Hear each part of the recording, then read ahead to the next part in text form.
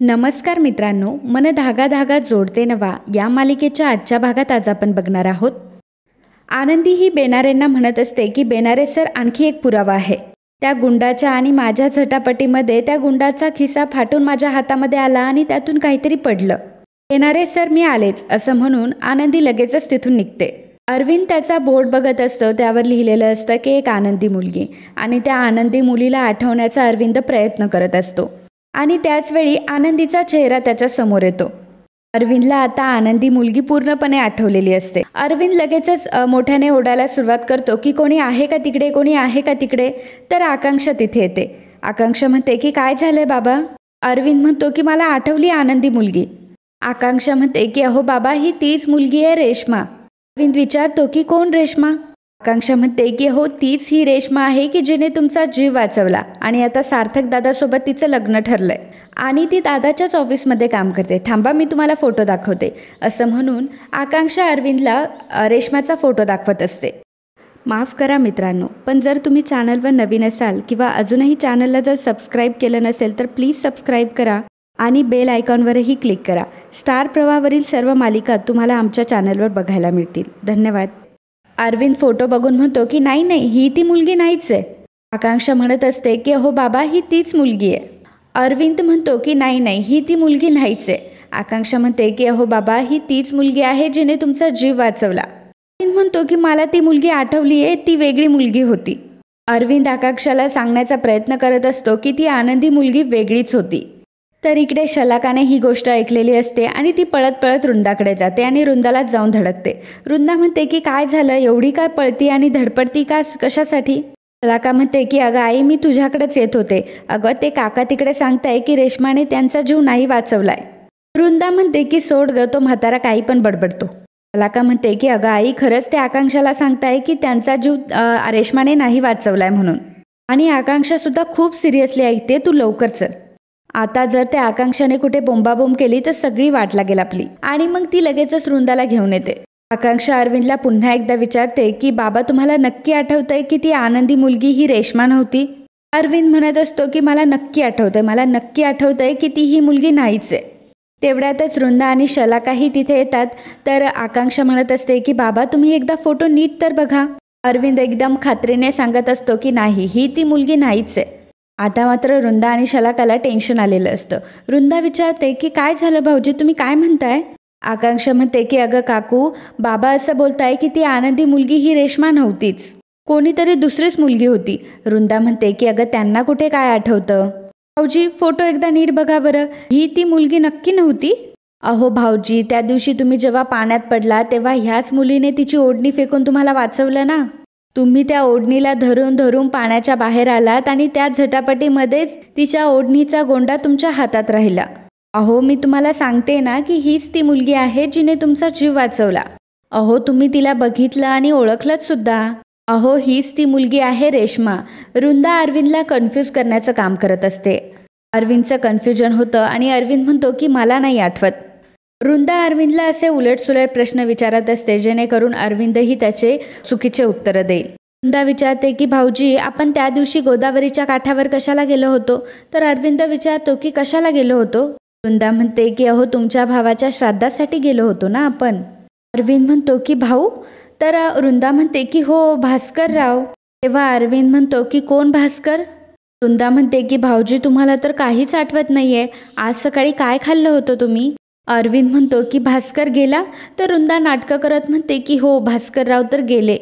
भाऊजी, तुमची ही अवस्था बघून मला खूप वाईट वाटतंय हो.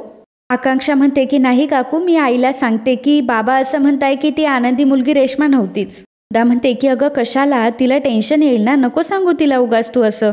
एंगेजमेंट घरात आहे, रेश्मा येईल आता, आणि प्लीज तू हा विषय आता तिच्यापर्यंत घेऊन जाऊ नकोस. आकांक्षा म्हणते की ठीक आहे. तर अरविंद बडबडत असतो की भास्कर गेला. वृंदा म्हणते की हो, भास्करराव गेले, आता तुम्हीही जा झोपायला. वृंदा आकांक्षाला म्हणते की चल बाळा, एंगेजमेंटची खूप कामं पडली आहेत, चल बरं. आणि ती आकांक्षाला घेऊन तिथून निघून जाते. तर इकडे रेश्माने सगळ्या कपड्यांची शॉपिंग करून आणलेली असते आणि तिने स्वतः हे डिझाईन सिलेक्ट केलेले असतात. रेश्मा सार्थकचा कुर्ता सार्थकच्या हातात देते आणि सार्थकला सांगते की सार्थक, तू एकदा ट्राय करून बघ ना हे. तर बाकीचे सर्वजण सुद्धा म्हणत असतात की अरे रेश्मा एवढी प्रेमाने बोलते तर एकदा ट्राय करून घे. सार्थकची इच्छा नसताना सार्थक तो कुर्ता ट्राय करण्यासाठी जातो. वृंदा म्हणत असते की रेश्मा तू जे हे सर्व केलंयस ना ते खूप छान केलंय. शलाका म्हणते की आणि तू जी मला ही डिझायनर साडी दिली आहे ती तर मला खूपच आवडली. सुधा म्हणते की अगं रेश्मा हे सर्व करायची काय गरज होती. रेश्मा म्हणते की अहो आई तुमच्या सगळ्यामुळेच तर मला एक कुटुंब मिळालंय. अरविंद म्हणतो की तुझा चॉईस चांगला आहे हा रेश्मा, तुला मानावंच लागेल. अर्थातच तू आमच्या सार्थकची निवड केली म्हटल्यावर त्यातच सगळं आलं. तेवढ्यातच सार्थक तिथे कुर्ता घालून येतो. सार्थकचा कुर्ता बघून सर्वांना तो कुर्ता खूपच आवडतो आणि तो सार्थकवर खूपच छान दिसत असतो. रेश्मा तर सार्थककडे अगदी टक लावून बघत असते. रेश्मा सार्थकला म्हणते की सार्थक खरंच हा कुर्ता खूप छान आहे आणि तुझ्यावर खूप छान दिसतोय. सुधा सार्थकला म्हणते की सार्थक उद्या माझी एक मोठी इच्छा पूर्ण होणार आहे, तुझा साखरपुडा होणार आहे. आणि ती रेश्माला सांगते की रेश्मा तू जरा सार्थकच्या जवळ आहे आणि दोघांचीही नजर काढते आणि म्हणते की किती छान दिसते तुमच्या दोघांची जोडी, अगदी कोणाचीच दृष्ट लागायला नको. तर आनंदी इकडे गोडाऊनकडे आलेली असते आणि ती बेनारेला सांगत असते बेनारे सर मी तुम्हाला म्हणाली ना की माझ्या हातात एक खिसा आला होता आणि त्यातून काहीतरी पडलं, याचा अर्थ तो खिसा इथेच कुठेतरी पडलेला असणार. तेवढ्यातच फाटलेला खिसा आनंदीच्या नजरेस पडतो. आनंदी म्हणते की बेनारे सर हा बघा फाटलेला खिसा. तितक्यातच तिला ID कार्डसुद्धा दिसतं, ते त्या चोराचंच असतं. आणि बेनारेंना ती म्हणते की बेनारे सर हाच तो माणूस होता जो रात्री बॉक्सेस चोरी करत होता. बेनारे विचारतात की नक्की, त्यावर आनंदी म्हणते की हो नक्की बेनारे सर. तर इकडे सर्वजण जेवायला बसलेले असतात. सुधा म्हणत असते की रेश्मा खीरसुद्धा तुझ्या आवडीची आहे आणि उसळसुद्धा, सगळा स्वयंपाक तुझ्या आवडीचा आहे. तर रेश्मा म्हणते की thank you so much I. Vrinda म्हणते की पण रेश्मा लग्न झाल्यानंतर तुला छान छान पदार्थ बनवून सासूला खाऊ घालायचेत हा. तेवढ्यातच सार्थकला आनंदीचा फोन येतो. तर आनंदीचा फोन आलेलं हे रेश्माने बघितलेलं असतं आणि रेश्माला खूप राग येतो. सार्थक फोन उचलतो तेव्हा रेश्मा म्हणते की अरे सार्थक तू कुठे जातोय, स्टार्ट वाढलंय. सार्थक म्हणतो की 1 मिनिट आणि तो आनंदीसोबत बोलत असतो. आनंदीला म्हणतो की पोलीस स्टेशन, ठीक आहे मी येतो लवकर. फोन ठेवल्यावर रेश्मा विचारते की सार्थक काय झालंय. सार्थक म्हणतो की एक इमर्जन्सी आहे, मी आलोच लवकर. आणि सार्थक न जेवताच तिथून निघून जातो. सुधा रेश्माला विचारते की रेश्मा काय झाले. रेश्मा म्हणते की मलाच नाही माहिती आई. आणि मनामध्ये ती म्हणत असते की आनंदी काय आम्हाला सुखाने जगू देणार नाही, हा सार्थक तिला जास्तच फेवर करतोय. पण आता नेमकं झालंय तरी काय. तर इकडे इन्स्पेक्टर आनंदीला म्हणत असतात तुम्ही दाखवलेला फोटो आता आम्ही सगळीकडे पाठवलाय, आता तो चोर लवकरात लवकर आमच्या ताब्यात येईल. इतक्यातच सार्थक तिथे येतो आणि विचारतो की काय झालं इन्स्पेक्टर साहेब. तर इन्स्पेक्टर म्हणतात की या मॅडमचं असं म्हणणं आहे ज्या माणसासोबत झटापट झाली तो हाच माणूस, असं म्हणून इन्स्पेक्टर साहेब सार्थकला ते ID कार्ड दाखवतात. सार्थकसुद्धा ते ID कार्ड बघत असतो. आनंदी म्हणते की सार्थक सर तुमच्या ड्रायव्हरची यामध्ये काहीही चूक नाही आहे. काल रात्री या गुंडांसोबत माझी झटापट होत असताना त्यांचा खिसा फाटून माझ्या हातात आला होता आणि त्यातूनच हे I कार्ड खाली पडलं आणि जे आज सकाळी बेनारे सर आणि मी शोधत असताना आम्हाला सापडलं. इन्स्पेक्टर म्हणतात की ह्या मॅडम जे काही बोलताय ते खरं आहे सर. ॲक्च्युली तो एक गुंडा आहे आणि आमचे माणसं देखील त्याला शोधताय आणि मला माहिती आहे की स्वतःचा आळ दुसऱ्यावर टाकण्यासाठी त्यानेच गाडीत बॉक्स ठेवले. त्यातच हवालदार त्या चोराला पकडून आणतात. ते म्हणतात की बघा हा याला धरून आणलंय, तो पळून जात होता. हवालदार लगेचच त्याला आतमध्ये घेऊन जातात. सार्थक इन्स्पेक्टरला म्हणतो की मी विकासदादांशी बोलू शकतो का प्लीज. तेवढ्यातच हवालदार विकासदादाला बाहेर घेऊन येतात. विकासदादा सार्थक पुढे हात जोडत असतात. विकासला बघितल्यावर सार्थकला खूप वाईट वाटतं आणि ते विकासला मिठी मारतात आणि तो विकासला म्हणतो की सॉरी विकासदादा, मी तुझ्यावर विश्वास ठेवायला हवा होता. विकास सुद्धा म्हणत असतो की थँक्यू सो मच दादा. तर सार्थक म्हणत असतो की मला नाही तर यांना म्हण, खरं तर यांनीच खऱ्या चोराला शोधून काढलं. विकास आनंदीला थँक्यू म्हणतो. तर आनंदी म्हणते की हो दादा तुम्ही माझे आभार कसले मानताय, आपण तसंही एका कंपनीत काम करतो, मग आपणच सर्वांची मदत करायला हवी ना. सार्थक इन्स्पेक्टरला विचारतो की साहेब आता तुम्ही सोडताय ना यांना. तर इन्स्पेक्टर म्हणतात की हो आम्ही आमची प्रोसिजर कंप्लीट करतो आणि मग सोडतो. सार्थक म्हणतो की बेनारे तुम्ही देखील फॉर्मॅलिटीजचं बघा.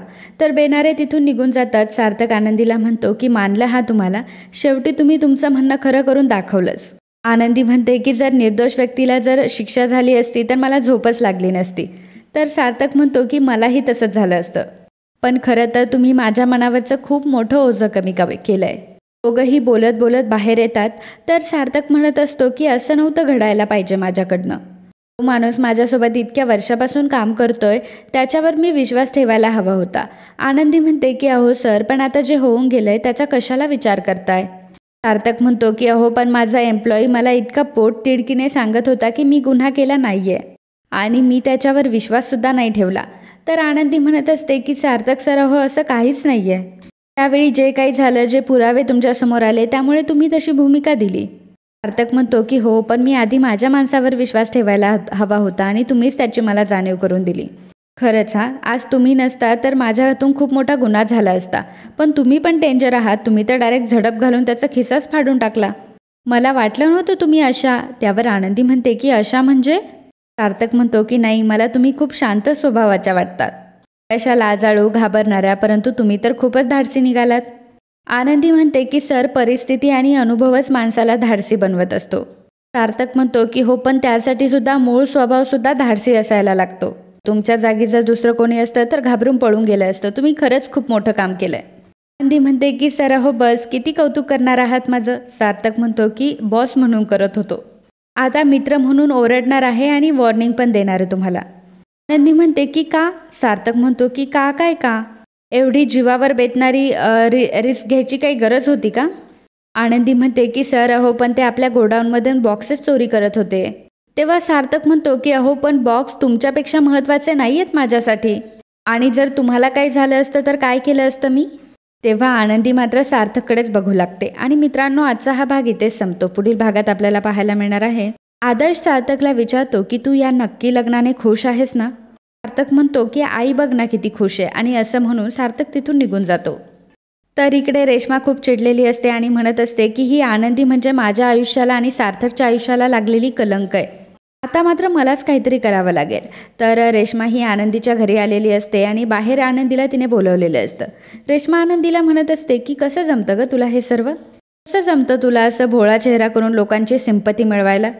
एक नंबरची ढोंगी आहेस तू. सगळ्यात आधी म्हणजे मला क्रॉस करून तू ती स्पर्धा जिंकली आणि मग माझ्या कंपनीतली माझी चेअर घेतली, सगळं काही माझ्याकडून हिसकावून घेतलं, आणि आता माझा सार्थक. त्यावर आनंदी तिच्यावर ओरडते आणि म्हणते की एक मिनिट. आनंदी आता रेश्मावर खूप चिडलेली असते. तर मित्रांनो, असेच मन धागा धागा जोडते नवा या मालिकेचे डेली अपडेट बघण्यासाठी आताच आपल्या चॅनलला सबस्क्राईब करा. आणि आजचा हा भाग तुम्हाला आवडला असेल तर व्हिडिओला लाईक आणि कमेंट करायला अजिबात विसरू नका. धन्यवाद.